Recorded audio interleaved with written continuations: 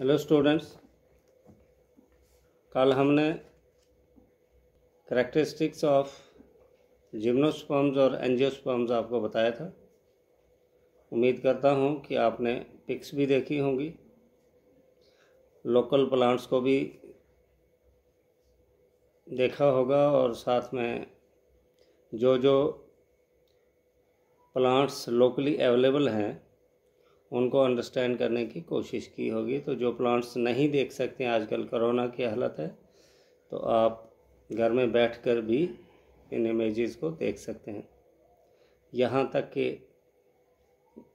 ये प्लांट्स जो हैं लोकली डिफरेंट नेम से जाने जाते हैं, लेकिन जब तक आपको प्रैक्टिकल नॉलेज नहीं होगा तो उतना आपको अंडरस्टैंड नहीं होगा। तो कोशिश कीजिएगा कि लोकली अवेलेबल जितने भी प्लांट्स हैं उनको ज़रूर स्टडी की जाए।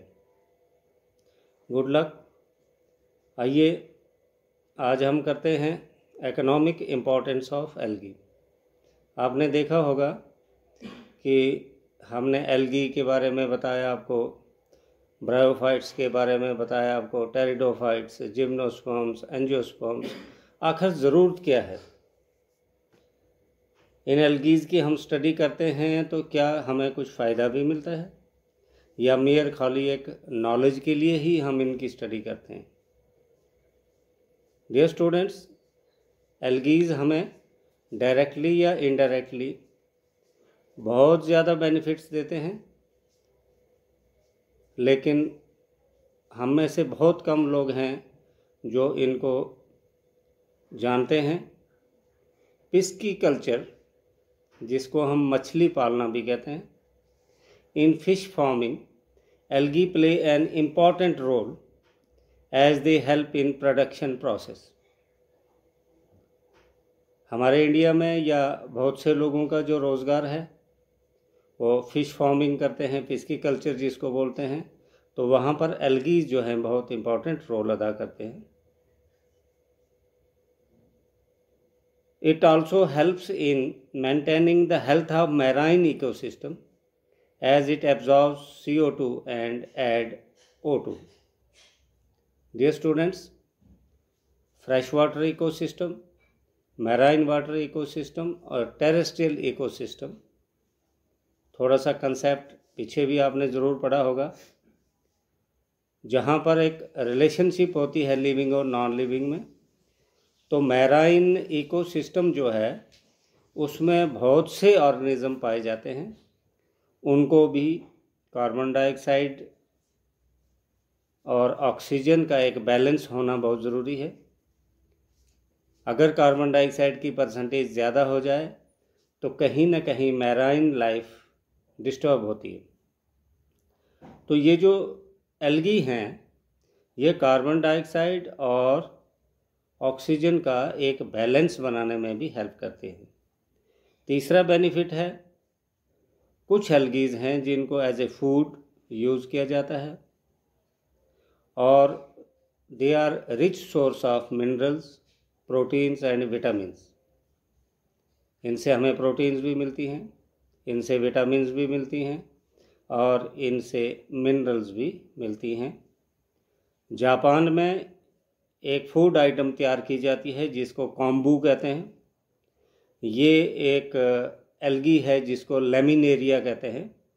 लेमिनेरिया से ही ये फूड जो है तैयार की जाती है। आप में से कोई खुशकिस्मत हो जिसको कभी मौका मिले जापान जाने का, हमारी दुआएं हैं आपको कि आप फले फूले बहुत दूर तक जाए, तो उस समय आप ज़रूर इस फूड को टेस्ट कीजिएगा। कॉम्बो बोलते हैं, ये एक पर्टिकुलर एल्गी है जिसको लेमिनेरिया कहते हैं, उससे तैयार किया जाता है। एल्गी जो है लेमिनेरिया की तरह सेचेरिना है, पेलविटा है, ये एक यूज़फुल फॉडर बनता है कैटल के लिए, जिसको हम चारा भी कहते हैं। जो हम घर में गाय भैंस बकरी रखते हैं उनको जो फीड दिया जाता है उसको फॉडर कहते हैं। और एक और इंटरेस्टिंग बात आपको इकोनॉमिकल यूज़ बताता हूँ कि they are rich source of bio fertilizers for crops.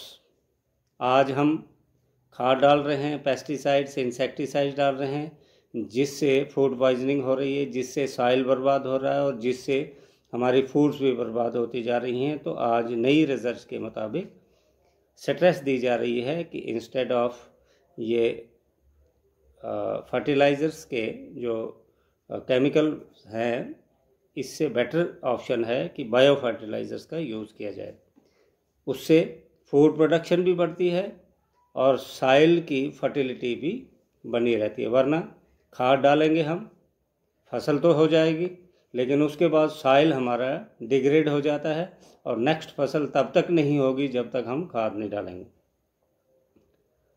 Algae जो हैं मेडिकल पर्पज़ के लिए भी यूज़ होती है, means they are rich source of medicines, जैसे लेमिनेरिया है, सगैरसम है और यूज टू ट्रीट गॉइटर। यहाँ झींगा जो स्पेशली तब लोगों को हुआ करता था, गले के ऊपर एक मोटा सा ग्लैंड बन जाता था। जो लोग साबुत नमक खाया करते थे, पिसा हुआ नमक, या जिसको आज हम आयोडाइज्ड साल्ट कहते हैं, उसको आयोडाइज भी इसीलिए किया जाता है, तो उनको हुआ करता था, उसको ट्रीटमेंट में ठीक होता है। और ग्लैंडुलर एलिमेंट्स हैं, उनमें भी ये यूज़ होता है। और एक अगर है उसको लैक्सेटिव के तौर पे भी, बाउल्स को क्लीन करने के लिए, हमारा पेट अगर कॉन्स्टिपेशन रहती है तो उसमें ये यूज़ होता है। कुछ स्पीशीज़ लाइक ट्राइकोनीमा, योलोथ्रिक्स और euglena, they are rich source of biodiesel. ये भी आपके लिए एक बड़ी इंटरेस्टिंग बात है कि कुछ एल्गीज से आज फ्यूल्स भी प्रोड्यूस किया जा रहा है, दो it is still in the low quantity, लेकिन अगर इसको मल्टीप्लाई किया जाएगा तो आने वाले समय में हमें जो इस वक्त तेल की किल्लत हो रही है ये भी फुलफिल हो जाए। तो these were a few main economical uses of algae. Now let us move towards the bryophytes. Like algae, bryophytes too have many importances. Peat moss, genus Sphagnum, is an economically important bryophyte. The harvesting, processing and sale of Sphagnum peat is a $1 million industry. जो लोग इसका business कर रहे हैं, इसको harvest करते हैं, इसको प्रोसेस करते हैं, तो वो लाखों करोड़ों रुपया जो है कमाते हैं और ये एक बड़ी रिच इंडस्ट्री हमारी बनती है। They initiate soil formation on barren terrain, in maintaining soil moisture and in recycling nutrients in forest vegetation. ये तीनों एग्रीकल्चर के रिलेटेड बातें हैं। आपको पता है कि तकरीबन 942 साल 1 इंच मिट्टी को बनने में लगते हैं, और एक बारिश पड़ जाए तो कितना ही सॉइल जो है हमारा, वो अच्छी मिट्टी जो है वो बह के चली जाती है। तो ये जो ब्रायोफाइट्स हैं, ये मिट्टी बनाने में, अच्छा सॉइल बनाने में, सॉइल में मॉइस्चर को रखने के लिए बहुत अहम है, बहुत इम्पॉर्टेंट है। अदरवाइज़ बारिश पड़ती है तो कुछ समय के बाद ही सॉइल हमारा एकदम ड्राई हो जाता है, उसमें फसल नहीं हो सकती है। तो सॉइल में मॉइस्चर रिटेनिंग कैपेसिटी जो है बढ़ाने के लिए bryophytes play an important role. Also recycling of material must be there. Plants ने न्यूट्रिएंट्स अर्थ से लिए, न्यूट्रिएंट्स फिर प्लांट में आए, प्लांट के बाद वो सीड्स में गए, सीड्स जो है फिर डिकम्पोज होंगे, तो वो वापस जो है न्यूट्रिएंट्स सॉइल में जाने चाहिए या एटमॉस्फेयर में जाने चाहिए। अगर वो डंप हो जाते हैं किसी एक जगह पे तो फिर रिसाइकलिंग जो है स्टॉप हो जाएगी। तो रिसाइकलिंग में भी ब्रायोफाइट्स इंपॉर्टेंट रोल अदा करते हैं। मिट्टी का कटाव, अभी हमने बात की कि एक बारिश पड़ेगी तो tons of soil, specially fertile soil जो है वो वॉश हो जाती है। तो अगर हमारी जिस खेत के ऊपर घास वगैरह लगा हो तो रूट्स जो है सॉइल को पकड़ के रखती हैं, मिट्टी का कटाव जो है वो नहीं होता। मिट्टी के कटाव को सॉइल इरोजन कहते हैं। तो ब्रायोफाइट्स सॉइल इरोजन को कंट्रोल करते हैं, मीन्स मिट्टी को बचा के रखते हैं। और एज ए फूड भी यूज़ होते हैं ये, और इन पर डिफरेंट एक्सपेरिमेंट्स भी किए जाते हैं, साइंटिस्ट एक्सपेरिमेंट भी करते हैं।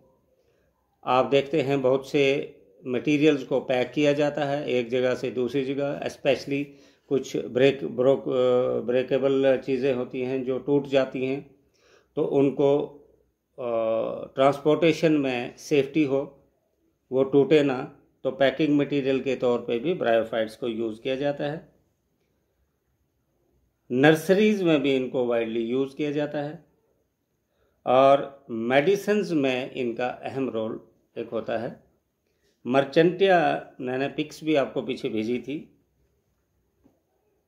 ये पल्मोनरी ट्यूबरकुलोसिस जो है उसको ठीक करता है।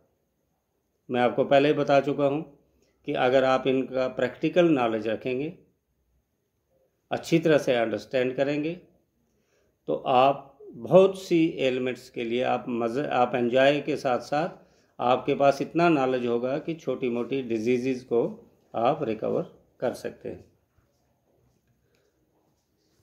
सिमिलरली स्फैग्नम जो है, कहीं हेमरेज होता है जहाँ हमारी दिमाग की नस फट जाती है, या कहीं आर्टरी या वैन की जो है उसमें मतलब ब्रेकिंग हो जाती है, उसमें भी ठीक करते हैं।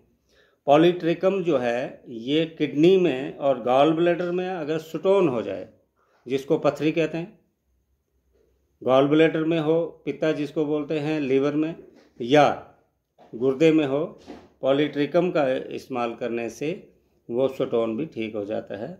तो this was all about economic importance of algae and bryophytes. Thank you very much.